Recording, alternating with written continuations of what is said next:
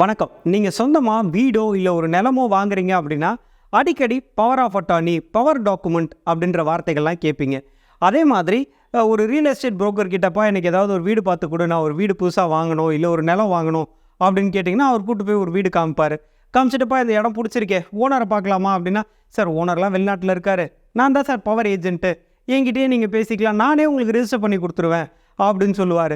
So இன்றைக்கி நம்ம இந்த வீடியோ மூலிமா பவர் ஆஃப் அட்டார்னி அப்படின்னா என்ன, இந்த பவர் ஆஃப் அட்டார்னி ஒருத்தர் வச்சிருக்காரு அப்படின்னா அந்த பவர் ஆஃப் அட்டார்னி அப்படின்றது செல்லத்தக்க, அதாவது ஒரு வேலிட் பவர் ஆஃப் அட்டார்னி தானா அப்படின்ற அந்த உண்மைத்தன்மையை எப்படி செக் பண்ணுறது, ஒரு வாட்டி பவர் டாக்குமெண்ட் கொடுத்துட்டா எவ்வளோ வருஷங்களுக்கு அது செல்லுபடியாகும், இந்த மாதிரி அத்தனை தகவல்களையும் நம்ம சட்டம் அறிவோம் அப்படின்ற பகுதி மூலிமா பார்க்க போகிறோம். நான் அறிவழகன், உங்கள் வழக்கறிஞர்.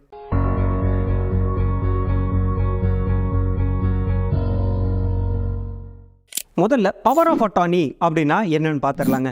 பவர் ஆஃப் அட்டார்னி இதை தமிழில் அதிகார பத்திரம் அப்படின்னு சொல்லுவாங்க. அதாவது எனக்கு அதிகாரம் இருக்கக்கூடிய ஒரு விஷயத்தை இன்னொருத்தருக்கு நான் கொடுத்து என் சார்பாக அவர் இந்த வேலையை செஞ்சு முடிப்பார் அப்படின்னு சொல்கிறது தான் இந்த பவர் ஆஃப் அட்டார்னி அப்படின்றது. உதாரணத்துக்கு என்கிட்ட ஏதோ ஒரு சொத்து இருக்குது, அதை என்னால் போய் விற்க முடியல, ஏதோ வயசாகிடுச்சு இல்லை உடம்பு சரியில்லை, ஏதோ ஒரு காரணத்துக்காக நான் இன்னொருத்தருக்கு அந்த பவரை கொடுக்குறேன். ஏன் சார்பாக நீ இந்த வீட்டை விற்கிறதுக்கு பேசு, ஏன் சார்பாக இந்த வீட்டை பதிவு பண்ணி கொடு அப்படின்னு சொல்லி அவருக்கு நான் ஒரு அதிகாரம் கொடுக்குறேன். ஸோ இதை தான் நம்ம பவர் ஆஃப் அட்டார்னி, தமிழில் அதிகார பத்திரம் அப்படின்னு சொல்கிறோங்க. அடுத்து இந்த பவர் ஆஃப் அட்டார்னி அப்படின்றது எதுக்கெல்லாம் கொடுப்பாங்க, எதுக்கெல்லாம் இந்த பவர் கொடுப்பாங்க அப்படின்னு பார்த்தீங்கன்னா ரெண்டு விஷயங்க.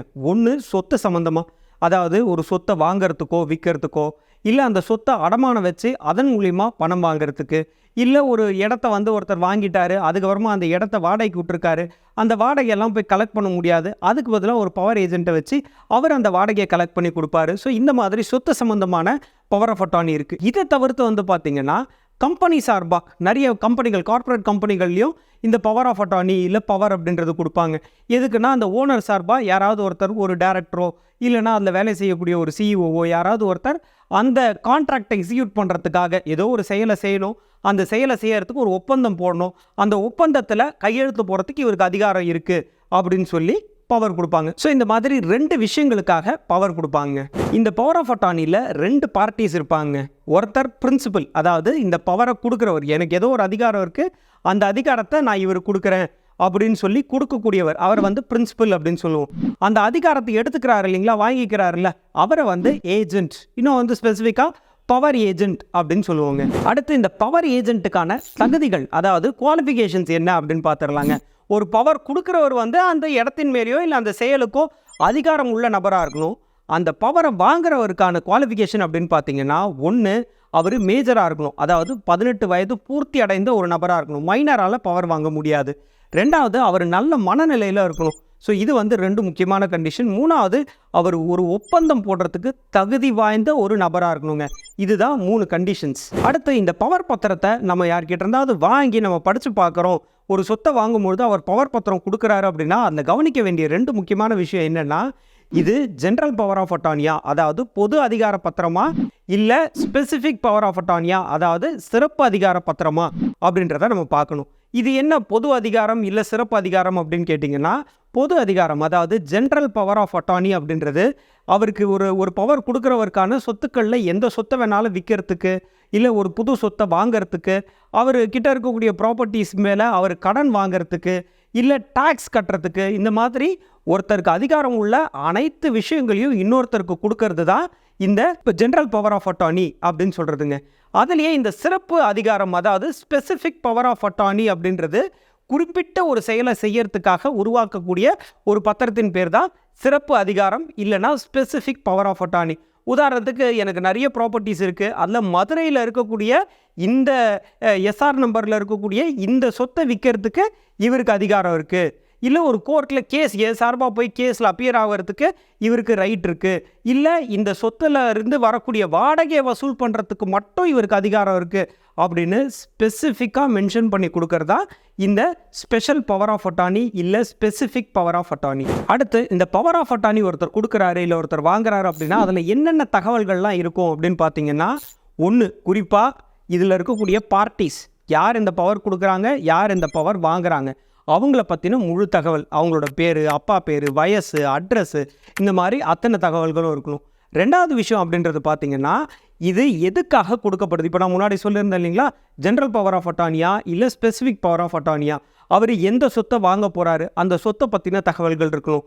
அதே மாதிரி 3வது விஷயம் குறிப்பாக பார்த்தீங்கன்னா, இந்த பவர் பத்திரம் எவ்வளவு நாள் செல்லுபடி ஆகும் அப்படின்றதும் அதில் குறிப்பிடப்பட்டிருக்கும். இதில் 3 வகையில் இந்த பவர் ஆஃப் அட்டார்னி அப்படின்றது செல்லுபடி ஆகும். ஒரு விஷயம் வந்து பார்த்தீங்கன்னா, இதில் ஸ்பெசிஃபிக்காக இவ்வளோ நாள் தான் அப்படின்றத குறிப்பிட்டிருந்தாங்கன்னா, உதாரணத்துக்கு இந்த பவர் கொடுத்த தேதியிலேருந்து 3 வருஷம் வரைக்கும் இது செல்லுபடி ஆகும்னா 3 வருஷத்தோட அது முடிவுக்கு வரும். ரெண்டாவது விஷயம், இதில் எதுவுமே ஸ்பெசிஃபை பண்ணலை அப்படின்னா, இது வந்து அவருடைய வாழ்நாள் முழுக்க இது தொடரும், எப்போ வேணாலும் அவர் கேன்சல் பண்ணிக்கலாம்.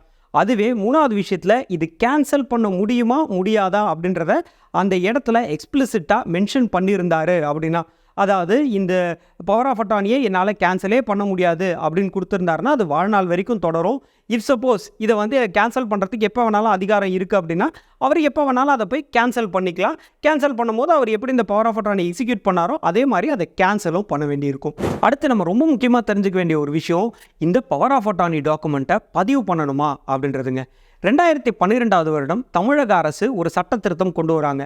அதன்படி எந்த ஒரு பவர் ஆஃப் அட்டார்னி, அதாவது சொத்து சம்மந்தமாக எந்த ஒரு பவர் ஆஃப் அட்டார்னி இஷ்யூ பண்ணுறதா இருந்தாலும் கட்டாயம் அதை ரிஜிஸ்டர் பண்ணணும் அப்படின்னு அந்த சட்ட திருத்தம் சொல்லுதுங்க.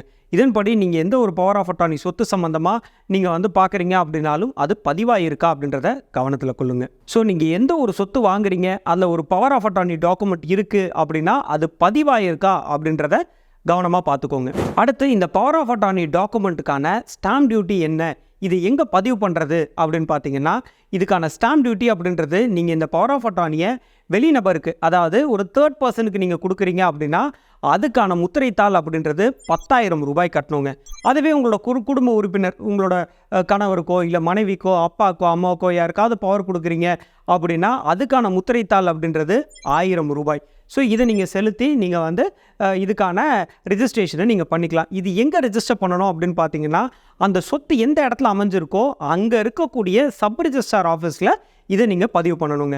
அடுத்து ரொம்ப முக்கியமாக இந்த பவர் ஆஃப் அட்டார்னி டாக்குமெண்ட்டோடைய உண்மைத்தன்மை, அதாவது இது உண்மையான பவர் ஆஃப் அட்டார்னி தானா, இவர் இந்த பவர் ஏஜென்ட்ன்றவர் பவர் வச்சிருக்காரா, இது ஒரிஜினல் டாக்குமெண்ட் தானா அப்படின்றத எப்படி என்ஷூர் பண்ணுறது அப்படின்னு பார்த்தீங்கன்னா, ஒன்று, இது சொத்து சம்மந்தப்பட்ட ஒரு அதிகார பத்திரம் அப்படின்னா இது கட்டாயமாக பதிவு பண்ணியிருப்பாங்க.